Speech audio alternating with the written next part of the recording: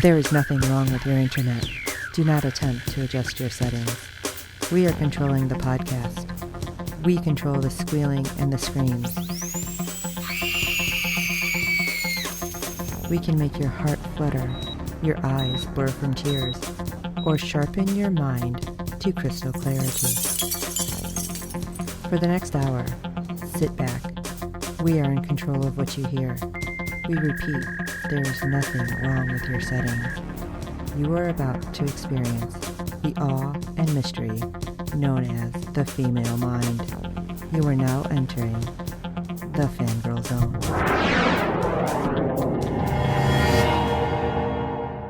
Welcome to Sci-Fi Talk on the Fangirl Zone, a podcast where we discuss shows on the Sci-Fi Channel. I am Shawn, Fangirl. And I'm Steve, and today we'll be discussing episode 3 of season 2 of SurrealEstate. Oh my gosh. This show never fails to, give me chills. Yeah. Now, unfortunately, we don't have any ratings available for this episode.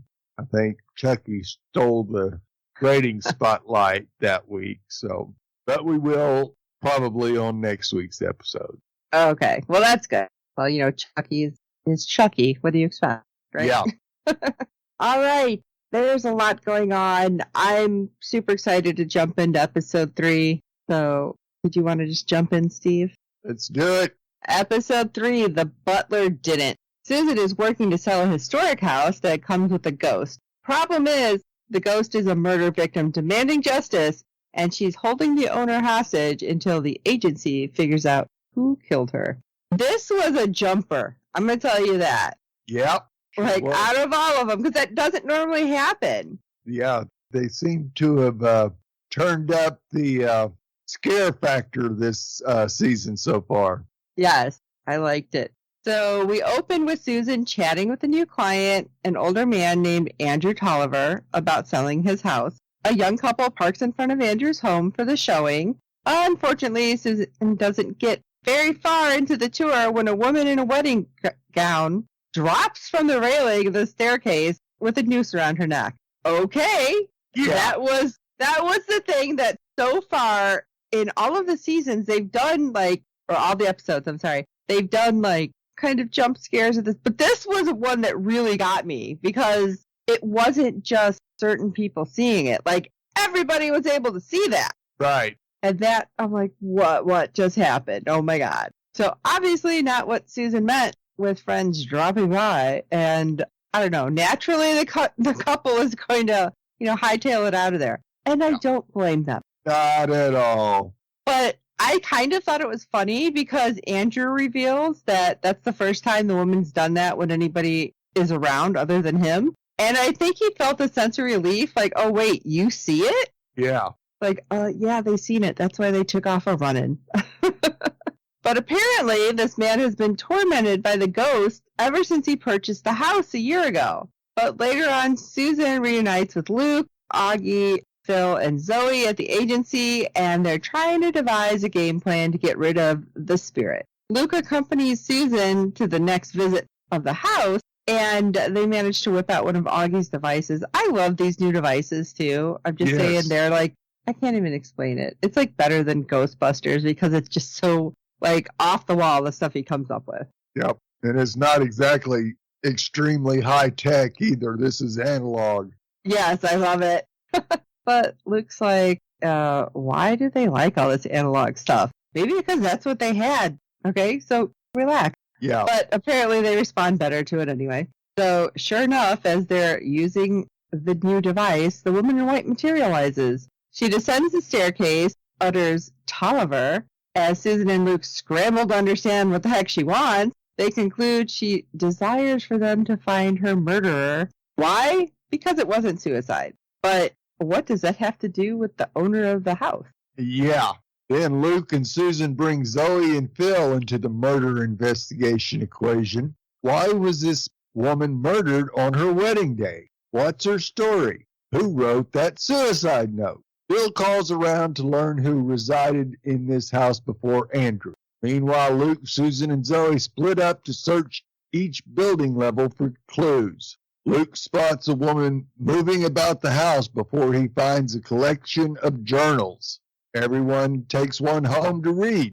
I'm not sure that would be good reading material before going to sleep, that's for sure. You know what? I've watched too much Supernatural. Like, don't take a piece of the ghost with you. I just think that's a bad idea. Exactly.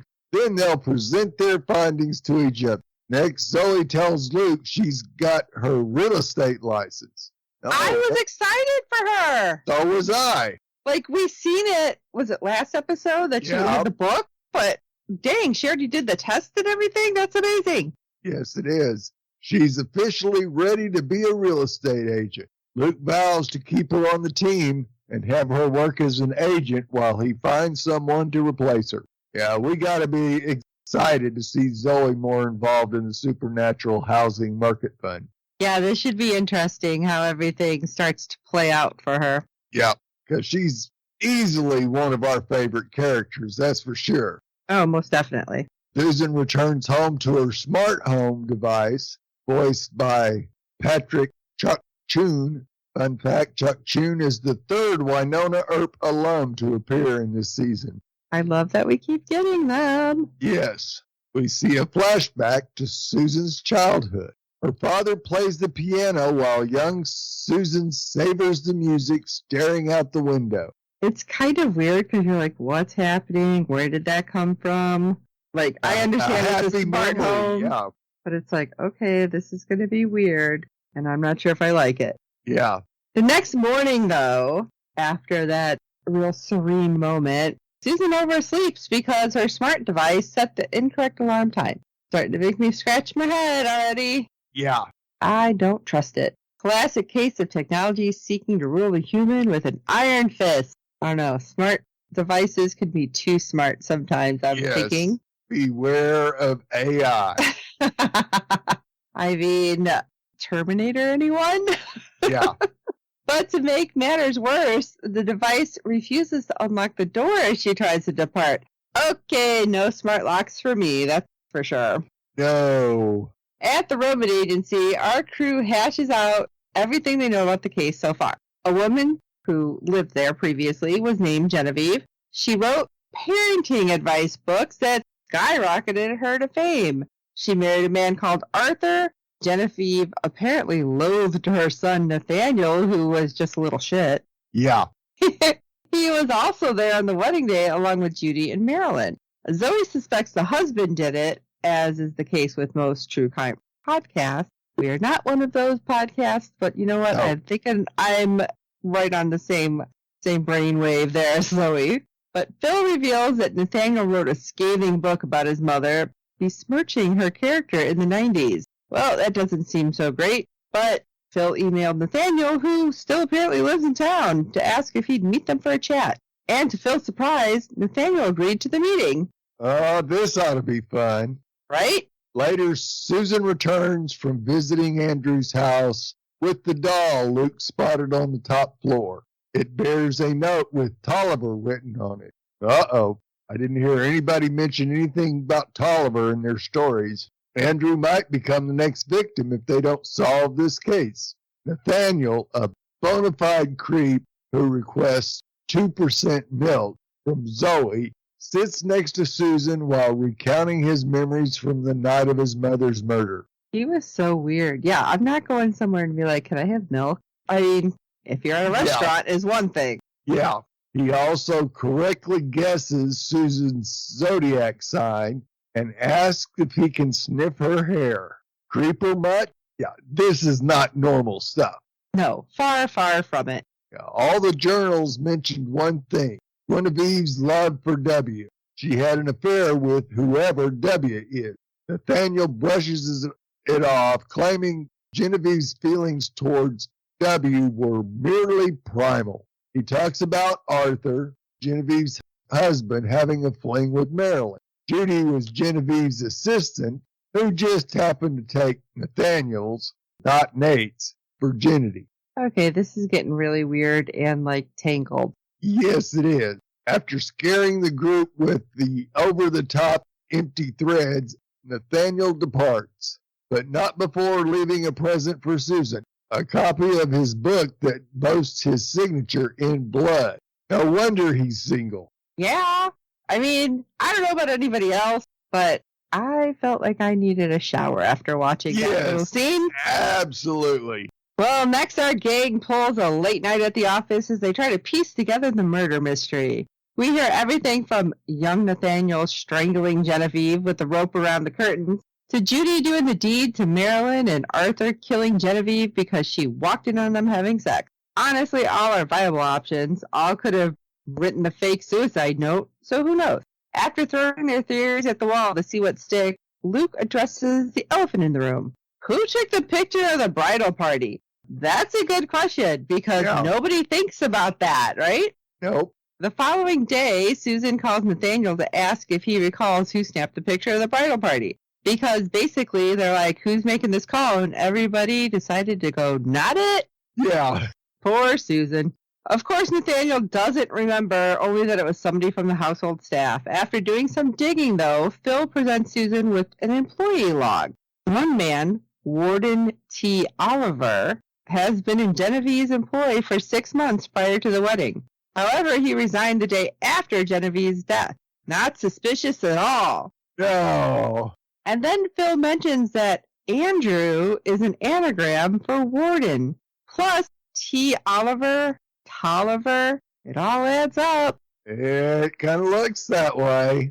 That night, Susan has a dream that consists of her and Andrew discussing Genevieve's death. Sure enough, Andrew fills in the blanks regarding that night. As it turns out, he was the elusive W. He was 22 years old and fell in love with Genevieve, and they had an affair.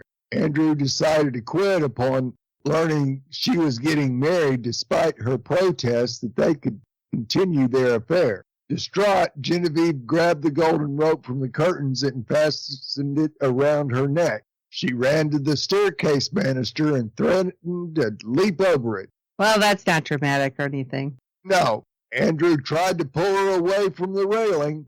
Unfortunately, Genevieve lost her footing and toppled over the side of the banister. In Susan's dream, Andrew tells her that Genevieve didn't want them to find her killer. She was explaining to them that he was her killer. Of course, it was accidental. Andrew discloses that he resigned the following day, moved away, changed his name, and donated money to Genevieve's charity of choice. And he purchased the house when he saw it for sale last year. That's just strange, but okay. Yes, it is. But let's keep going, because Susan later wakes up from that strange dream starring Andrew. Very vivid dream. Yes. Almost like she's got Luke's powers somehow. Yeah. Meanwhile, Zoe's bringing Augie coffee while he perfects the new device for Luke to wear to communicate with the spirit. Before departing for Andrew's house, Susan and Luke butt heads yet again. Yeah, Luke isn't making it easy. No, he's being a little bit of a jerk himself. Yes. Once they arrive, Susan utilizes Augie's contraption to chat with Genevieve. She persuades Genevieve that Andrew didn't mean to kill her, that it was an accident, and Susan asks the ghost to free Andrew of his guilt. Oh, she frees him. Luke finds Andrew in his chair, having passed away from a heart attack. That's kind of sad, because it's like, okay, did she do that to him? Did it just happen? It's kind of one of those weird things. It's very open-ended as to how he actually died. That's for sure.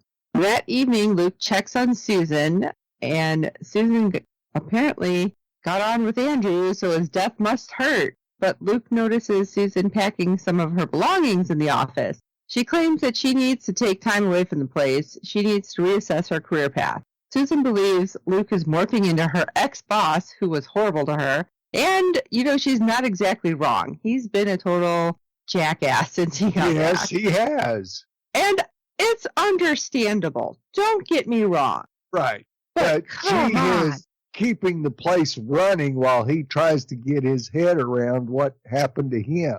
Right. And because of all this, the agency is just not feeling like her home anymore. And she storms out. Please, Mom and Dad, stop fighting. We see Genevieve and young Andrew, Warden, dancing on the top floor of the house together at last. While Susan looks over the paperwork, the smart home device informs her that the hot water is ready for her tea. She looks content because there's nothing like being at home. I am freaking out. But Yes. We see the smart home device light up ominously as Susan heads to the kitchen to make tea. Dun, dun, dun. Yeah. I will tell you, when my device goes off, because it's hooked to the front door, and sometimes it just goes, it doesn't even say somebody's at the door, but it's just like ding, ding, the noise. I'm like, All right. me and the dog both look at it like, what's going on? But this next moment is going to be in my best old-timey radio voice. Will Susan decide to quit the Roman agency? Will we see Zoe selling formerly haunted homes soon? Is Susan's smart home device up to something sinister? Only time and more episodes will tell. Stay tuned for more SurrealEstate. That's Well the best done. I could do. Well, we'd love to hear your thoughts on each and every episode this season. Our deadline for feedback is 10 p.m. Eastern every Friday during the season. You can send your feedback via email or audio to contact us at fangirlzone.com. Please review and rate us on iTunes and any other podcast catcher you use for your podcasts. With good ratings and reviews, it helps other fans of the show find us.